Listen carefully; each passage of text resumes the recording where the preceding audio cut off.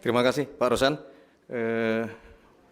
Sedikit menjawab tadi yang ditanyakan bahwa memang kalau saudara-saudara perhatikan dalam 1-2 minggu ini kita semua terus berupaya untuk memperkuat koordinasi, memperkuat kerjasama dan terutama mengambil kebijakan-kebijakan yang kita berharap dapat memperkuat yang tadi disampaikan, memperkuat mata uang kita, memperkuat persepsi publik, memperkuat persepsi pasar. Dan apa yang disampaikan Pak Rosan sebenarnya adalah upaya yang sebetulnya bukan karena keadaan hari-hari ini. Jadi memang itu target dari Danantara yang berkenaan dengan masalah global bond, bahwa ternyata itu juga kemudian membuktikan kepercayaan investor baik di Amerika, kemudian tadi dari Eropa maupun dari Asia terhadap global bond yang diterbitkan oleh Danantara. Itu sesuatu yang perlu kita patut syukuri, dan terima kasih Pak Rosan atas kerja kerasnya. Yang kedua berkenaan dengan, kalau pertanyaannya tadi bagaimana kita memberikan kepercayaan kepada masyarakat, perlu kami sampaikan bahwa selain Pak Rosan melaporkan mengenai hasil dari kunjungan kerja beliau, Bapak Presiden tadi juga kembali menekankan beberapa hal yang itu menurut pendapat kami juga bagian dari upaya kita untuk memberikan kepercayaan kepada pelaku-pelaku ekonomi yang nanti ujungnya memberikan kepercayaan kepada masyarakat.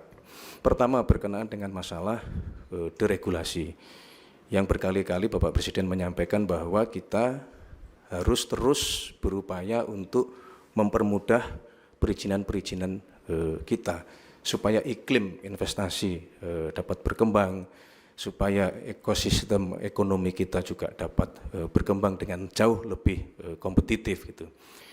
Yang kedua, Bapak Presiden tadi juga menekankan bahwa khususnya kepada Pak Rosan ya, sebagai CEO Danantara dan sekaligus juga sebagai salah satu anggota dari Satgas Hilirisasi dan Industrialisasi, karena kalau kita berbicara penguatan mata uang, maka tidak bisa lepas juga dari performa ekspor dan impor kita. Nah, berkaitan dengan performa ekspor dan impor kita itu salah satunya juga berkaitan dengan masalah hilirisasi dan industrialisasi. Di satu sisi industrialisasi dan hilirisasi ini adalah untuk mengurangi ketergantungan kita terhadap barang-barang impor. Yang kedua juga pada akhirnya kita berharap produk yang kita hasilkan dari proses hilirisasi dan industrialisasi tadi dapat memberikan nilai tambah yang itu membawa penambahan kekayaan bagi bangsa dan negara kita. Jadi itu juga dua hal yang tadi ditekankan oleh Bapak Presiden untuk bisa dipercepat, selain mengenai mulai tumbuhnya kepercayaan investor asing terutama terhadap global bond yang diberikan oleh Danantara.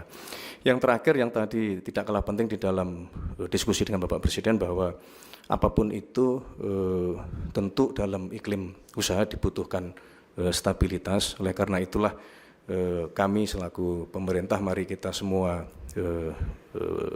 kepada seluruh masyarakat, kepada seluruh pelaku pasar, kepada seluruh pelaku ekonomi untuk mari bergandengan tangan kita bekerja sama, ya, kita bekerja keras untuk mengembalikan atau memulihkan dan memperkuat ekonomi kita.